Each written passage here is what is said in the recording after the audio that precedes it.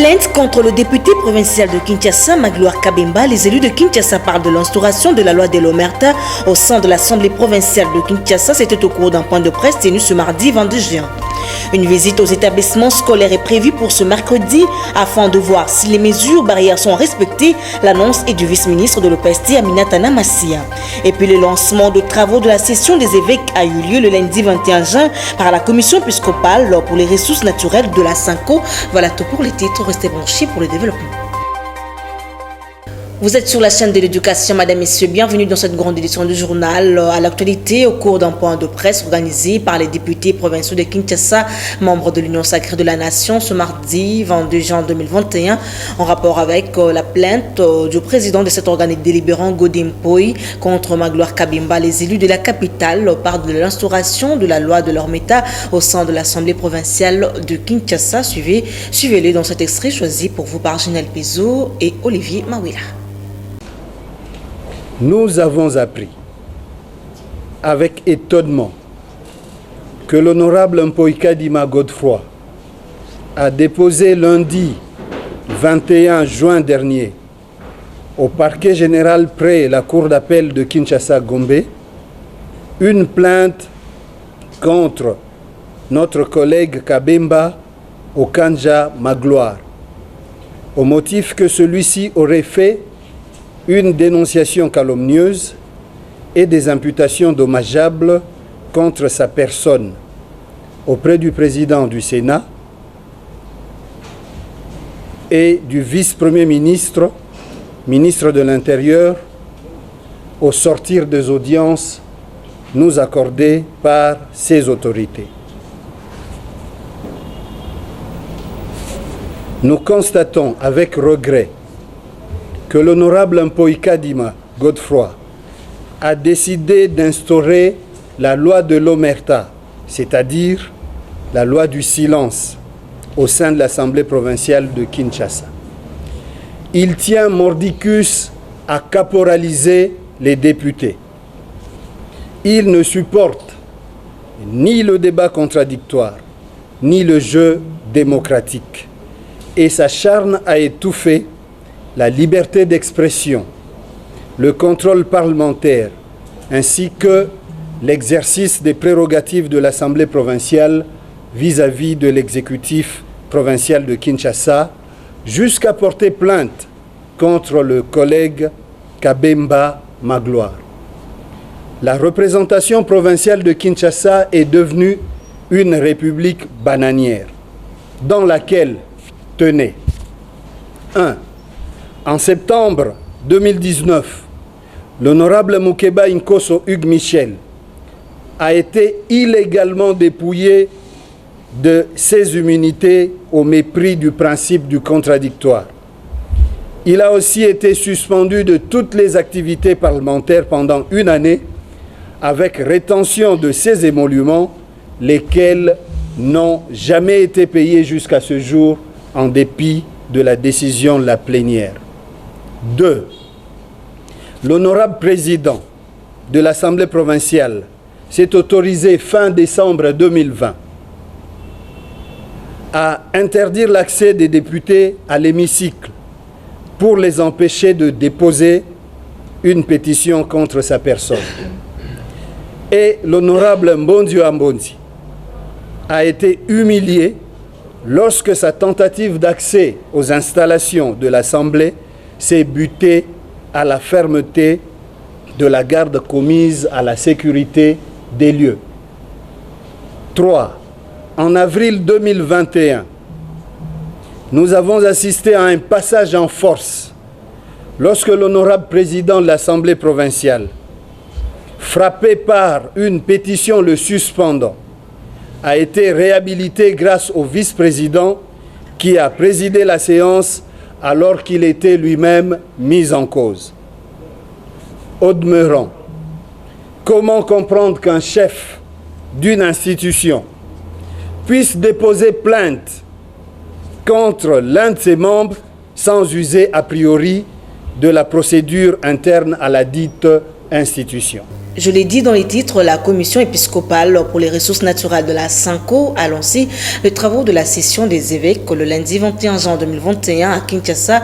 Ces assises de 4 jours visent la promotion du bassin du Congo à travers les églises locales. Les explications avec Ginelle Pézou une fois de plus.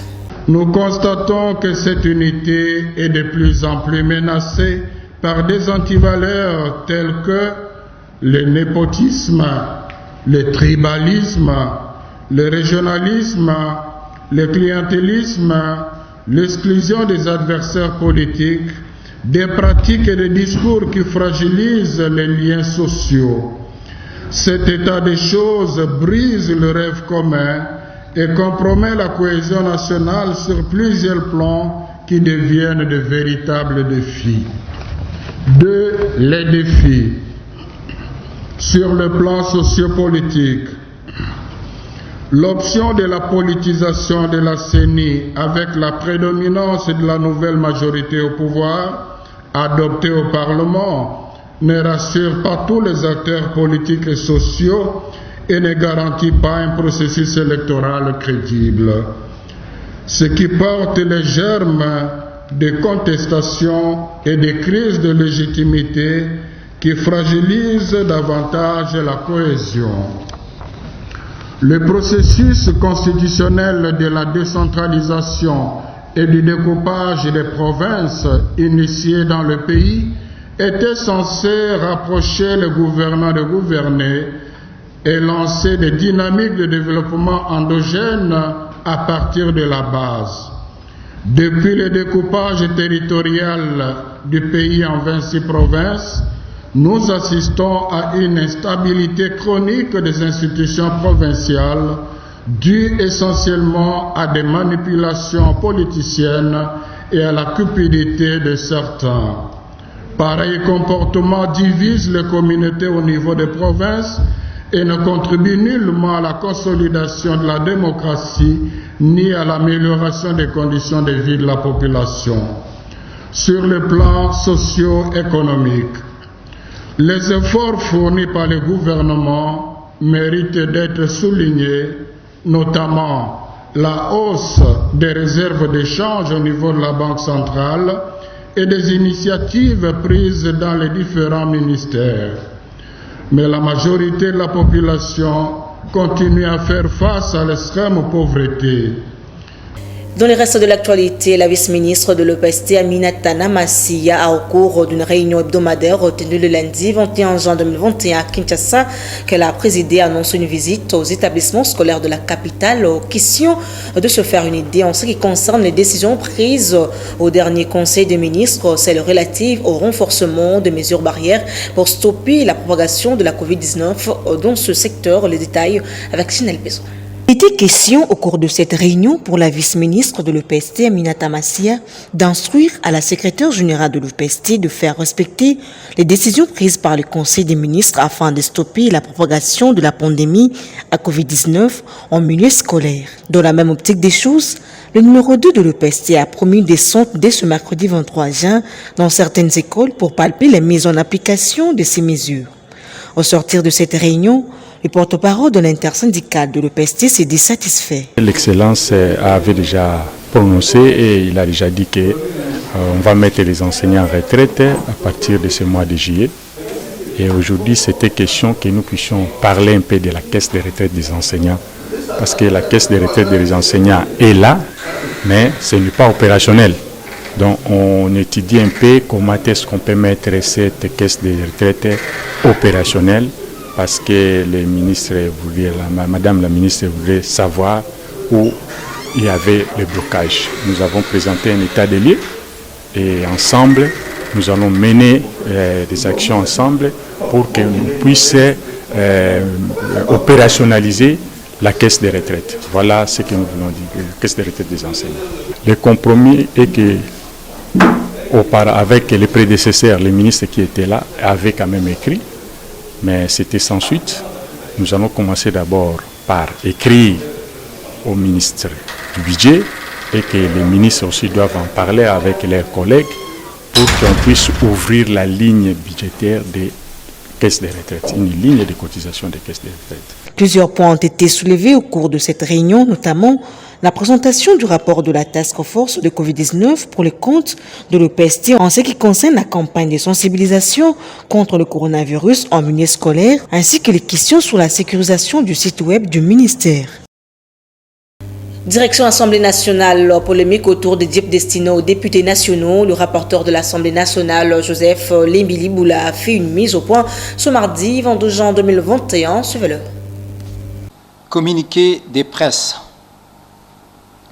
À la suite des informations tendancieuses distillées dans l'opinion au sujet de l'opération d'achat de 500 Jeeps destinés aux honorables députés nationaux, le bureau de l'Assemblée nationale tient à apporter à l'opinion publique ce qui suit.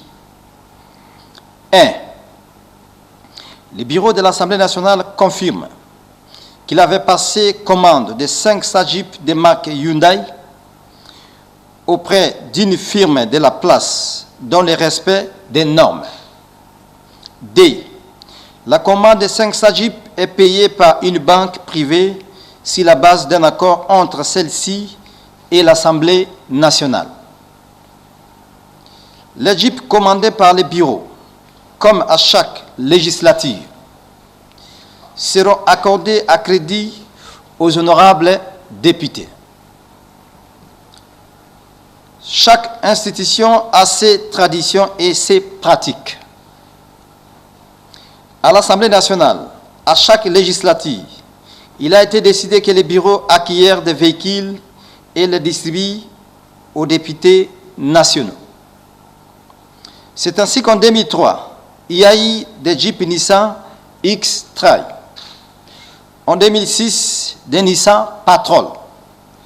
En 2011, des Toyota Prado TXL. L'octroi des Jeeps aux honorables députés participe à la prestation sociale de ces derniers et procède de l'engagement pris par les bureaux de l'Assemblée nationale de donner un sens élevé au mandat représentatif et au statut des parlementaires. L'Assemblée nationale a été renouvelée à plus de 90% pendant plus de 2 législatures. Les honorables députés nationaux se rendent aux travaux de la plénière et des commissions en moto et en taxi. L'Assemblée nationale a enregistré beaucoup d'accidents. Il est plutôt honorable que l'élu de la nation ait la mobilité qui lui donne un peu plus de dignité. Qu'est-ce qui est illégal? Qu'est-ce qui est immoral? Qu'est-ce qui puisse être considéré comme manque de solidarité envers notre peuple? Aussi, visite d'inspection le lundi 21 juin 2021 du vice-premier ministre, ministre de l'Intérieur, Sécurité, Décentralisation et Affaires coutumières Daniel Lasselo Quito dans les installations de l'Office national d'identification de la population ONIP. Question pour ce dernier de se faire une idée globale sur le fonctionnement de cette institution publique à l'immeuble Simois dans la commune de la Gombe. Le détail avec Clarisse Banda et Delphine Tounoula. Depuis son entrée au gouvernement de Warrior, Daniel Lasselo Quito, vice-premier ministre, ministre de l'Intérieur, Sécurité, Décentralisation et Affaires coutumières, a officiellement visité à ses jours l'Office national d'identification de la population NIP, étant ministre du tutelle de cet office. Une toute première visite officielle depuis l'existence de cette structure en 2014. Un accueil chaleureux a été réservé à Daniel Lasselo Quito.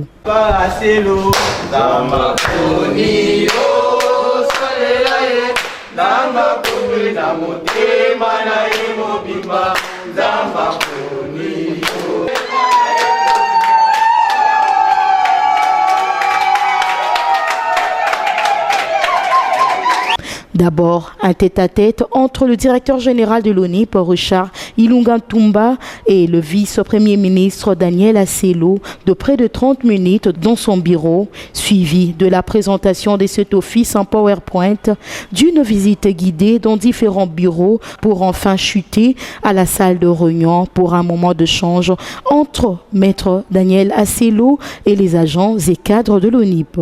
Prenant la parole, Richard Ilunga remercie Daniel Asselo pour sa visite qui indique clairement que l'ONIP fait partie des priorités de son ministère et que cette marque de confiance constitue un motif de fierté et de dynamique pour l'ensemble de cet office.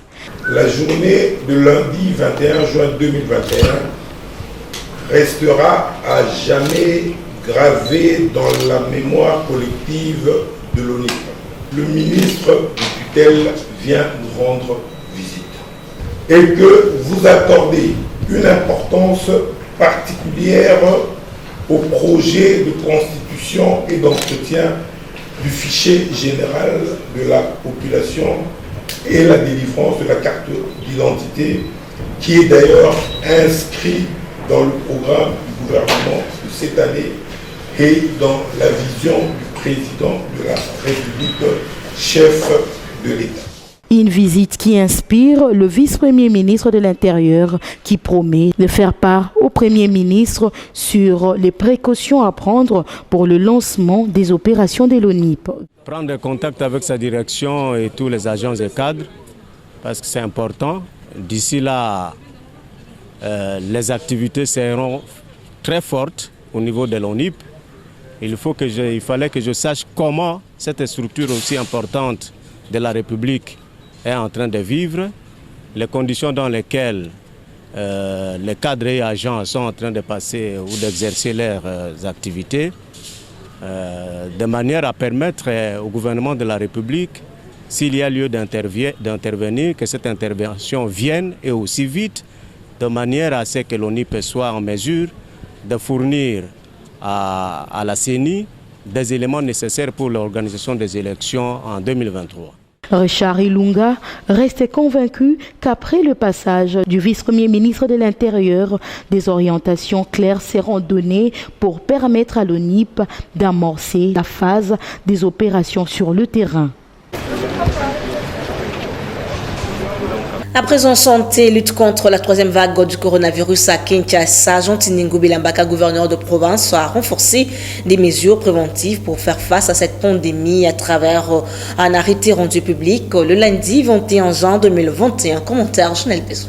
Dans son arrêté pris le lundi 21 juin 2021, l'autorité urbaine interdit entre autres la vente sur la voie publique, le rassemblement ou manifestation de plus de 20 personnes, aussi bien sur les lieux publics que privés.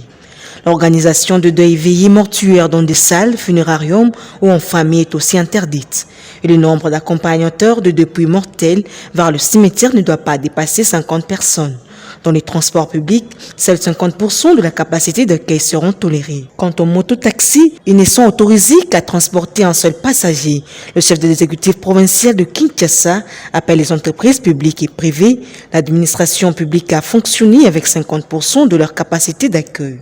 Et les restaurants ont de fonctionner jusqu'à 21h avec une capacité d'accueil ne dépassant pas 50%, même restriction pour les églises qui doivent réduire le nombre de participants au culte et messes à 50% tout en respectant les mesures barrières. Pour tout accès dans la ville de Kinshasa ou toute sortie vers une autre province, le gouverneur Jean Tiningo Bilambaka oblige aux voyageurs de détenir une attestation médicale confirmant les résultats PCR Covid-19 négatifs établis par l'INRB ou par une autre formation médicale agréée.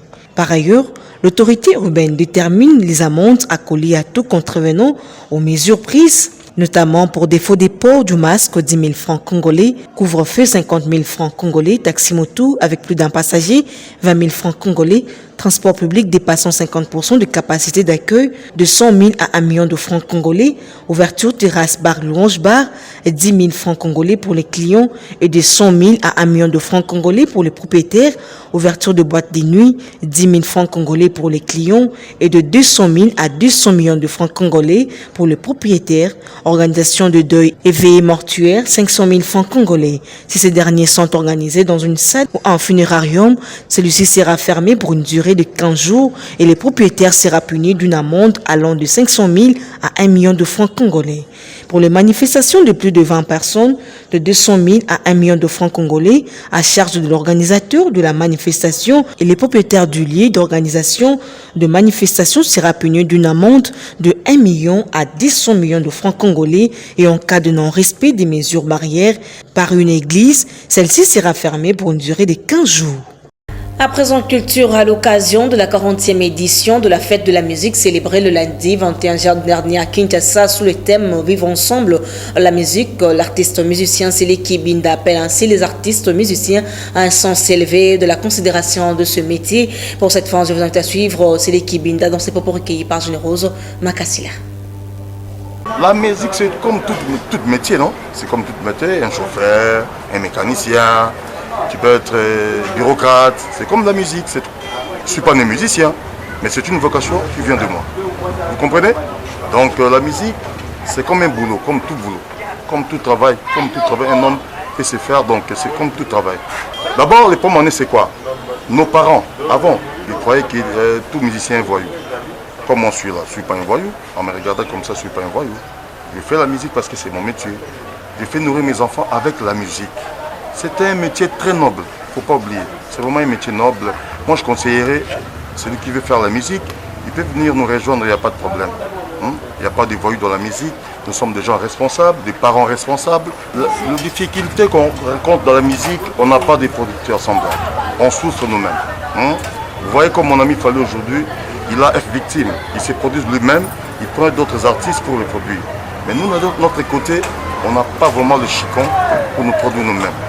C'est ça les difficultés de notre part. Donc je demande à tous les sponsors de nous aider vraiment. On a besoin vraiment de votre aide pour nous propulser. Ça nous fera vraiment du bien. On a trop de difficultés vraiment. Et surtout de mon cas. Je parle de mon cas, pas de tout le monde. Dans mon cas, j'ai vraiment des difficultés. Je suis un artiste très connu au Congo. Aujourd'hui, je totalise, si je ne me trompe pas, dans les vingtaines d'années. Depuis que j'ai commencé la musique. Mais la difficulté toujours, on n'a pas de sponsor, on s'est produit nous-mêmes. C'est ça la difficulté de nous. Société dans ce journal, les habitants de la commune des Bumbu parlent d'un ouf de soulagement au regard du lancement du travaux de construction du caniveau sous la direction à Sosa. Reportage de Ruth Tomboudi d'Animeka. Souffert pendant plusieurs années du mauvais état de la route comprise entre l'avenue Landou et Ngiringiri dans sa direction à Sosa, les habitants du quartier Mbaki, dans la commune des Bumbu, bénéficient actuellement de la construction des caniveaux qui autrefois n'existaient pas et cela a créé des inondations causées par les eaux de pluie et a empêché la bonne circulation des véhicules, taxi-motos, voire même les piétons. Très émus, les usagers de ces coins de la capitale remercient le gouverneur de la ville de Kinshasa, Jean-Tiningo Bilambaka, pour cette initiative et demandent par ailleurs le suivi de ces travaux jusqu'à la fin.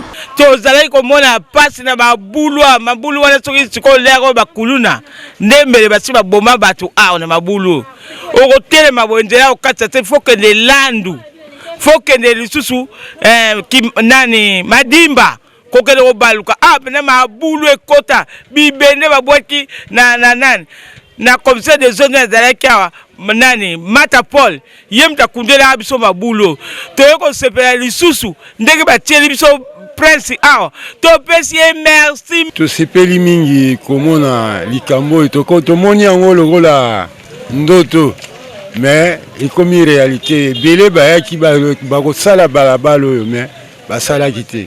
Mais les lots de moni penda réalité zali to pesi monsieur le gouverneur en tout cas félicitations na musanyo soyazo ça. De ba idée bien ngo basala ba route secondaire ezalaka awate tozana avenue monsieur Zali sayo Zali tozana Birmanie Zali et osala moins bien. Débité sur l'avenue Ngiringiri dans la commune qui porte le même nom, cette construction va se prolonger sur l'avenue Révolution dans la commune des Bumbu. Troisième vague du coronavirus à Kinshasa, un constat a été effectué dans quelques coins de la capitale par Christian Lisuku et Jonathan Kouyagbia. Malgré les mesures prises par les autorités pour lutter contre la troisième vague de Covid-19, dans certains coins de Kinshasa, la population ne respecte pas toujours ces mesures barrières. Les constats est fait à Lupen, Delvaux et au marché matin de Kibala dans la commune de Mongafula, où la population reste ignorante. Certains se promènent sans cache-nez, ne respectant même pas la distanciation sociale et autres.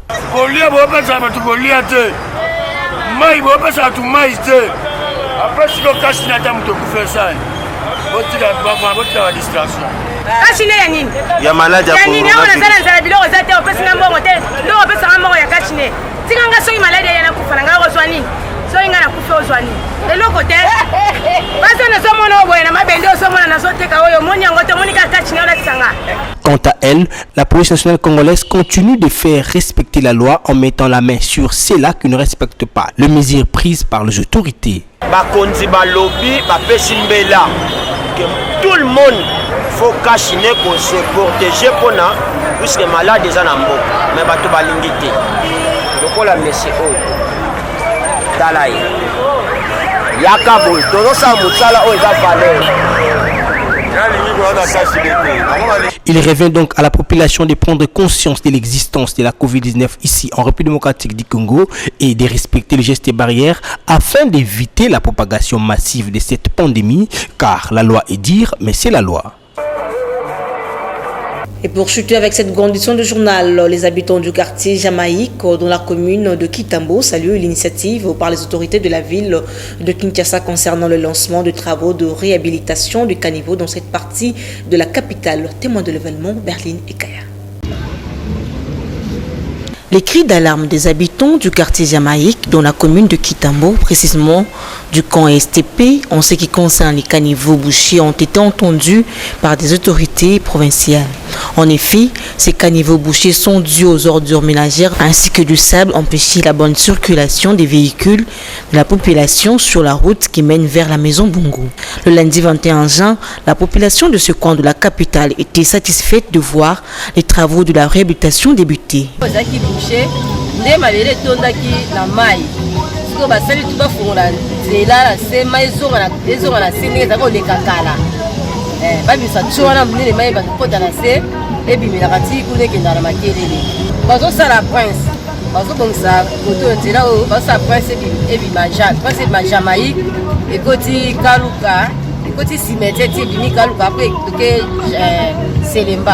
Ce que l'idée est de plus étonné comme matou parce que jamais de la zone où le mettre pendant la passe.